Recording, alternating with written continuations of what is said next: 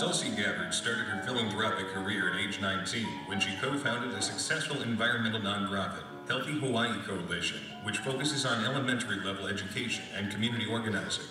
Tulsi earned her BA degree from Hawaii Pacific University in International Business. At 21 years old, in 2002, Tulsi became the youngest woman ever in American politics elected to a state office, and the youngest person ever elected to the Hawaii State Legislature.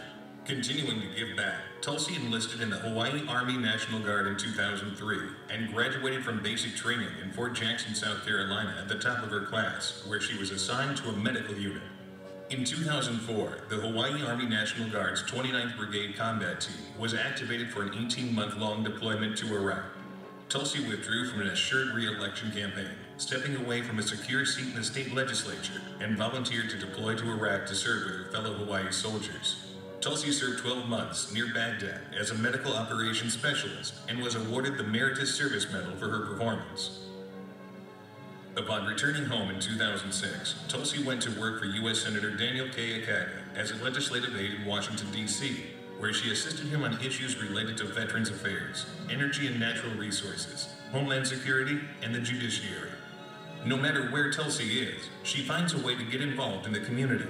In Washington, D.C., she coordinated with a restaurant to serve a gourmet dinner to wounded soldiers at Walter Reed Army Medical Center. Tulsi went on to attend Officer Candidate School in Alabama in 2007, where she became the first female in the 50-year history of the Academy to be awarded the title Distinguished Honor Graduate. In 2008, Hawaii was called for a second deployment to the Middle East, and Tulsi volunteered once again. She served as platoon leader for a military police platoon, conducting security and host nation missions in and around Kuwait. One of her duties included training the Kuwait National Guard's counterterrorism team. She was the first woman ever to be honored by the Kuwait Army. In Kuwait, Tulsi organized visits to local children's hospitals, disabled kids clubs, and schools. After coming home from her second deployment, Tulsi was elected to the Honolulu City Council, where she currently serves, representing more than 100,000 constituents.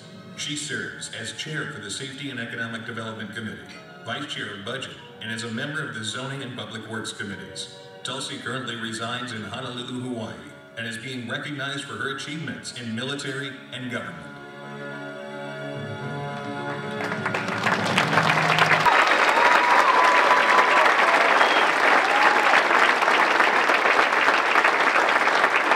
Many people come and visit Hawaii, but those of us who are from Hawaii truly understand the meaning of aloha.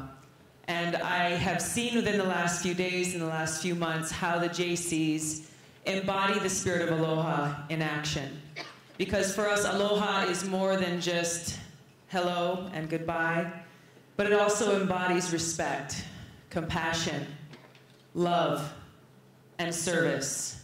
And that's what I've seen here in the short time that I've been here, got in yesterday, and what inspires me so much to be here amongst all of you who, whether you know it or not, are embodying this value of aloha in action. I was raised with a strong ideal of service from my parents. I'm the fourth of 5 kids, and my parents taught us from a young age that no matter what we decide to do in our lives, that true reward, true happiness, and true success really lies in making a positive impact on other people's lives, and it lies in serving others and putting others before yourself. I've tried to keep that goal and that focus throughout my life and throughout the different decisions I've made in my life, and have never been led astray. We're facing very challenging times now in our country and in communities in every state. We see corruption and greed in corporate America that is really fueling the downward spiral that we've seen in our country in the last few years. We've been at war now for almost 12 years, and we see troops every day putting their lives on the line and sacrificing their lives, leaving a gap and a vacancy with their families back home that will never be filled. We see a struggling economy, businesses going under, the quality of education diminishing, and for our generation, we wonder what kind of future lies in store for us, for the next generation to follow. We see many politicians who may have begun serving the community with the best of intentions, but have unfortunately been led astray and now seem to be fueled by their own selfish ambition or a desire to line their own pockets with the hard-earned money from our communities. So the question is, what will it take to change this? What will it take to build the strong and bright future that we know is possible? That future lies here within this room tonight, because we know that it will take a strong generation of new leadership, of honest leaders, and most importantly, servant leaders. We've seen such leaders stand up in the past during challenging times. We've seen leaders like Mahatma Gandhi, like Martin Luther King Jr., people who at their very core saw an injustice within their own communities, within their own neighborhoods, and they knew that they needed to stand up and take action.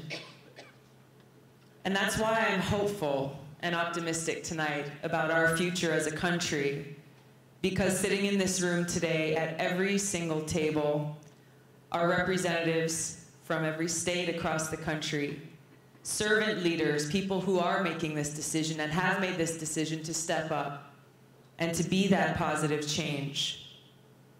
So the challenge really exists for each of us here to see how we can take that step even farther, to ask ourselves every day, what more can I do? So whether we are in elected office, whether we are in high finance, whether we are an attorney or a cashier at the supermarket, each of us has this ability through our own lives to step up and serve as an example, to influence others to do the same. We can inspire previous generations, those who've come before us, people who maybe need to be reminded about how to rekindle that fire of service that may have existed at one time. To overcome the challenges that we face will take a strong generation of new leadership, a generation of leadership that embodies the power of people and the voices of people and the hearts of people. It will take a recognition that it's not about each of us as individuals, but it's about all of us joining together and affecting change in any way possible in every day of our lives. So tonight, as we celebrate here, this is not so much a celebration about accomplishments or things we may have done, so much as it is a celebration, a challenge, and a revival of servant leaders who I know will stand up every day to affect this positive change across the country. We have leaders here who will be the change in ways that we have not yet seen in our lifetimes. The time is now, and the responsibility is ours.